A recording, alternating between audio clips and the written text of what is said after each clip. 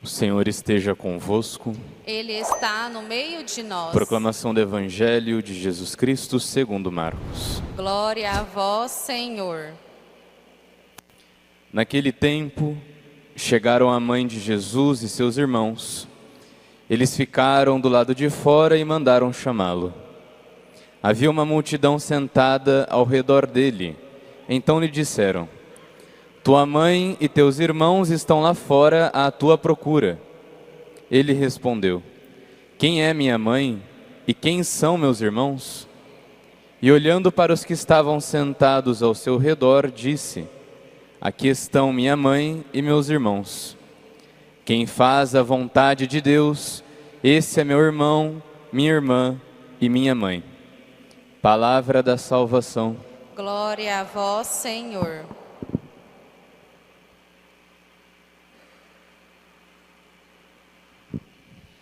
Caríssimos irmãos e irmãs que nos acompanham pelas redes sociais. A primeira leitura de hoje é um momento em que Davi está transportando a Arca da Aliança. Muitas vezes durante as homilias eu vou fazer vocês treinarem uma coisa que é importantíssimo para entender a Bíblia. Uma visão unitária em que o antigo prepara para o novo, certo? Eu acho que se desligar esse daqui e ligar o outro é melhor, não é não? Esse aqui é o mais barulhentinho que tem, ó. Liga aquele de lá. Então, a Arca da Aliança, ela é prefiguração de algo no Novo Testamento. A Arca contém o que dentro dela? As tábuas da lei. Quem é a nova lei? Cristo, certo? Então eu posso dizer que as tábuas da lei são prefiguração de Cristo. Melhorou, né? Prefiguração de... Ah, ligou de novo. Ah, não. Então são os dois. Estão com os dias contados. As tábuas da lei são prefiguração de Cristo. Quem contém as tábuas da lei? A Arca da Aliança. Ora, quem conteve Jesus, a nova lei, no ventre? Maria. Então eu posso dizer que a Arca da Aliança é a prefiguração de Maria? Sim ou não? Posso dizer que as tábuas da lei são a prefiguração do Cristo. Então, a Arca da Aliança, as tábuas da lei, representam, prefiguram o que nós temos de mais precioso hoje. Maria e seu filho Jesus, claro, né? Jesus e por causa dele, Maria. Bem, Maria, quando descobriu que Isabel estava grávida, foi para a casa dela e ficou 3 meses. Quando ela chegou, João Batista vibrou no ventre, ficou cheio do Espírito Santo. Aqui, nesse capítulo 6, um pouco antes dessa passagem, a Arca da Aliança ficou na casa de Obed-Edom 3 meses. 3 meses. O mesmo tanto que Maria ficou na casa de Isabel. E eles cantavam e jubilavam de alegria. Como agora continua. Davi sempre alegre, feliz, oferecendo sacrifícios, festa, dando comida para o povo. Porque o Senhor Deus quis estar conosco. E algumas vezes eu vou falar aqui, nós não somos nada. Quem já ouviu minhas homilias lá, somos vermes, a lata do lixo, não é isso? Só que por outro lado, o Senhor do universo nos ama. Ele ama esse vermezinho que somos nós. Ele ama a lata de lixo. Por que a gente tem que falar? Na verdade não sou eu que falo isso, são os santos, não são? Por que a gente usa essas expressões meio fortes? Porque a única coisa que separa o homem de Deus é querer ser Deus. O pecado original é o orgulho, a vaidade, se achar, né? Então São José Maria Escrivá dizia assim: és a lata de lixo, mesmo que o Senhor te limpe e coloque coloque flores belas, lembra-te sempre que és a lata de lixo. Porque pode ser... Quem é da renovação aqui? Há muitos anos. Eu não sei se vocês lembram do auge da renovação, a década de 90, não é? Que lotava os ginásios. Aqui tinha aqueles encontrão ou não? Talvez vocês lembram também de tantas pessoas na época que tinham carismas demais da renovação, dons. Não tinha? E hoje não participam nem da igreja, né? Até outros viraram até protestantes. E não é por causa de ser renovação não, porque tem ministro da Eucaristia em Goiânia, de igreja famosa, que virou protestante. Isso é por falta de conversão, falta de se reconhecer a lata de lixo, o verme que Deus ama. Então por isso que a gente tem que treinar muito. Uma outra passagem que São José Maria Escrivá falava é: lembra-te que és pó, e mesmo que o Espírito te sopre, e você brilhe no alto como ouro, logo tornar-te-ás de novo pó, quando o Espírito parar de soprar. O que ele está dizendo? Que nós dependemos da graça para ser bom, para prestar. Sem a graça não somos nada. Quem tem os dons do Espírito Santo na renovação não são melhores que ninguém. Se não rezarem e forem humildes, vão se perder. Entendeu? Essa é a mensagem. Muito bem. Então, como Deus nos ama, mesmo que nós sejamos vermezinhos, lata de lixo, nada, mas como o Senhor nos ama, nós temos que nos alegrar. Ele quis estar conosco, Ele quis estar aqui, hoje. A nova tábua da lei, a nova lei, o amor, a verdade, né? Ele quis estar no sacrário, se humilhando por nós, né? Se alguém profanar a Eucaristia e levar para uma profanação, para ser jogado fora, para ser cuspido, pisado.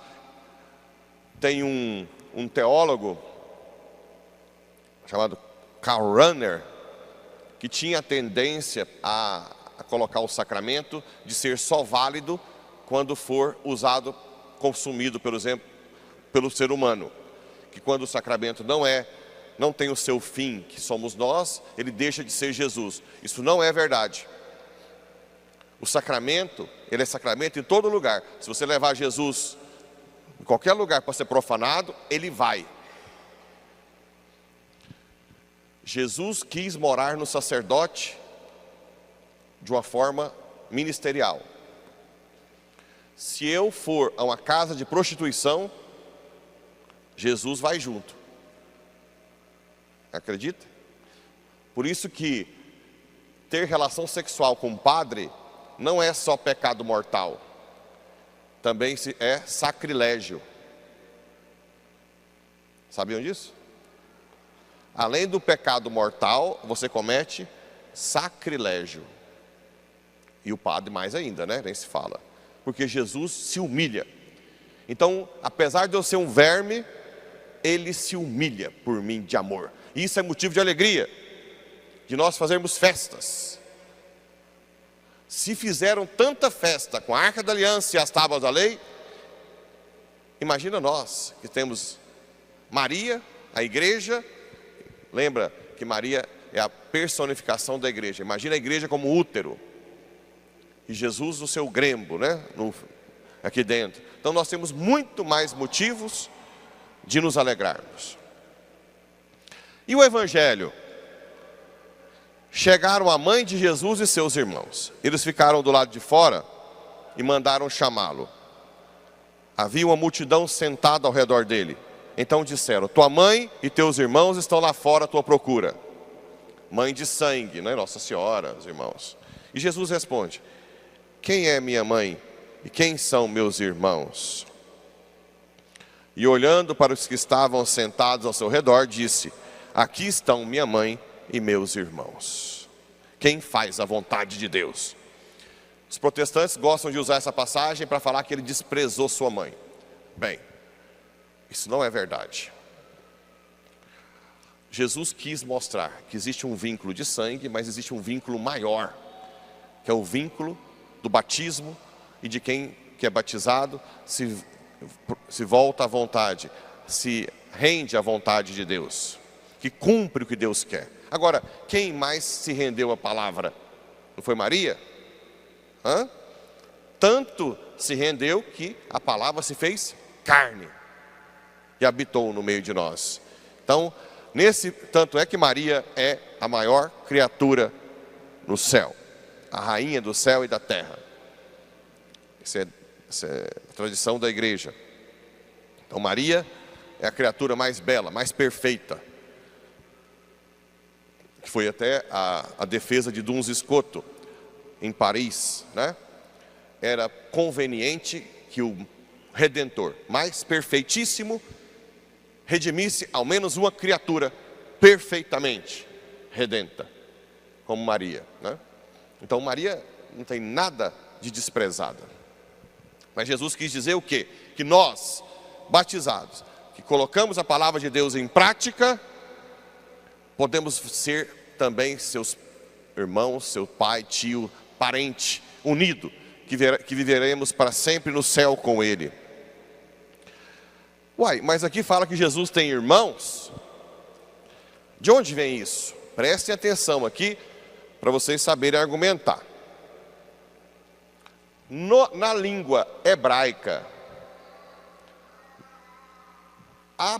o vocabulário é muito pobre. A palavra primo, por exemplo, não tem. Se fala ben dot, filho do tio. Então, e tantas outras palavras, né? Como é um vocabulário pobre, eles usavam palavras coletivas. E uma das palavras é irmãos. Irmãos que eram parentes próximos. Uma prova é que na Bíblia fala Tiago e João irmãos, eles são primos, eles são filhos de Zebedeu, não são filhos de José, concordam? Certo? Agora, a questão é, o Evangelho não foi escrito em hebraico, ele foi escrito em grego. Em grego tem palavra primos, é mais rico, né? Irmãos adelfos, primos anépsios. Então por que não usou?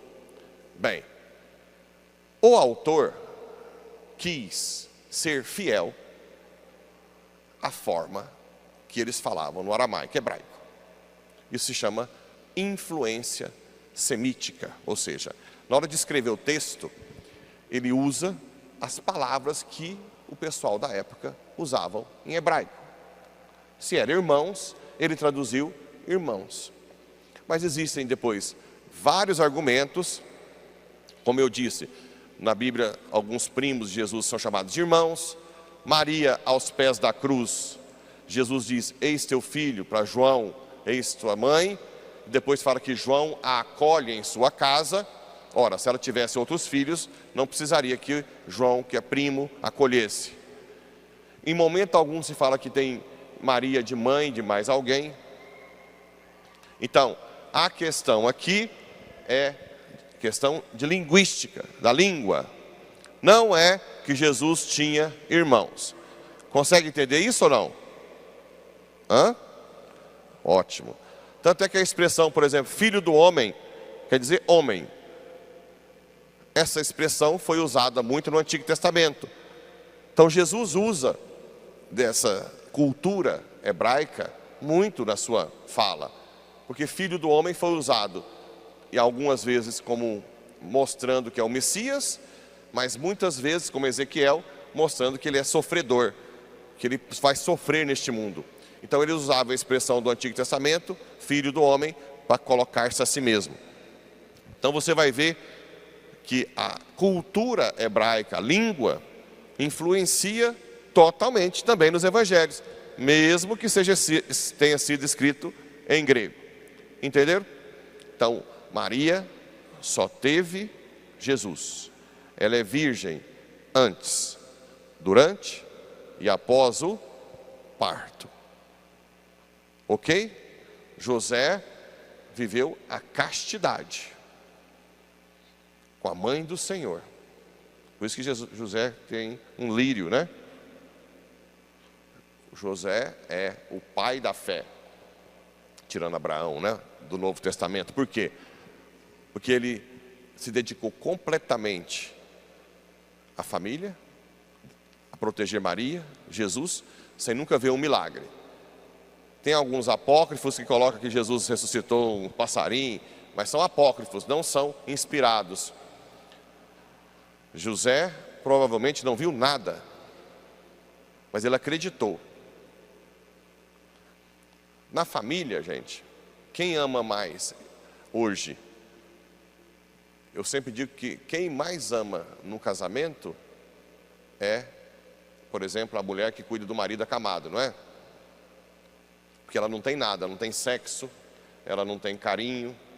Então São José é o máximo do amor, mesmo sem sexo, mesmo sem nada em troca, ele se doa à família de Nazaré, a mãe do Senhor e a Jesus. Então é o ápice do amor, é o amor mais desinteressado que tem. Entenderam? Sim ou não?